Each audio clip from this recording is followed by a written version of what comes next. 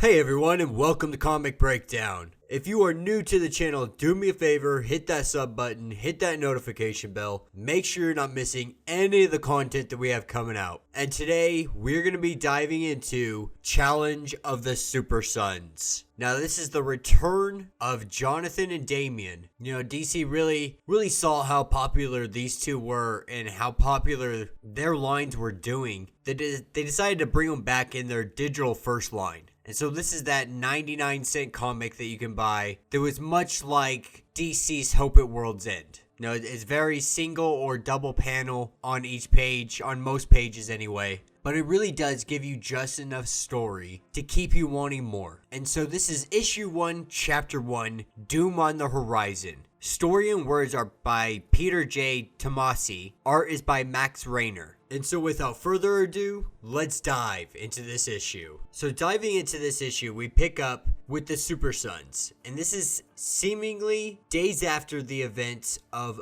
Adventures of the Super Sons. And these two are sitting in their school library going over various investigative things that Jonathan is trying to solve here. Really, Damian's not doing anything. He's just here to keep him company, more or less. And Jonathan's trying to finish up this scoop that he has. Something about a cheating scandal at the school. And it's something that he's been working on for weeks.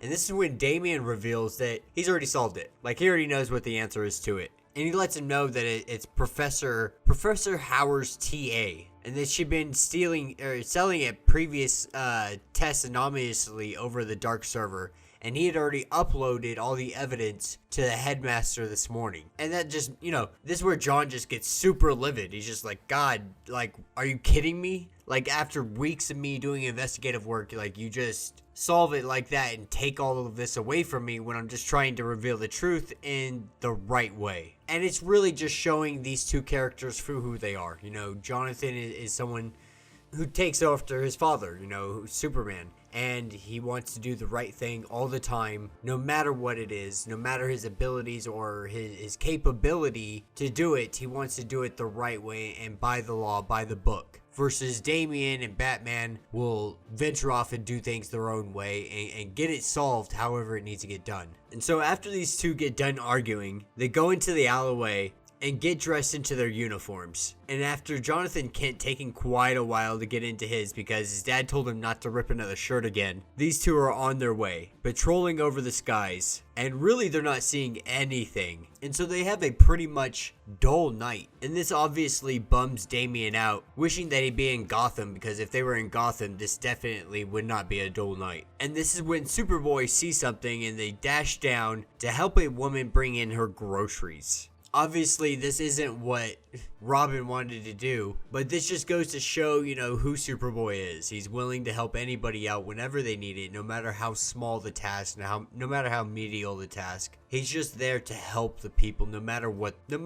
And this is when these two start walking down the street, and they see a cloaked figure standing behind them. And she calls out to them and screams, "The Doom Scroll, Death on Parchment." This is the story from the other side. And in an instant, there's a giant flash and she explodes. And Robin and Superboy are shot back. And that will be the end of this issue. So there was quite a bit in here. You know, we really were just seeing the character development of Jonathan and Damian and who they are, reestablishing exactly these two personalities, but how they also go so well together. You know, the same reason that Batman and Superman go so well together. And so with the arrival of this individual, now I personally don't know who this individual is. Maybe you guys do, but I cannot say that I recognize who she is.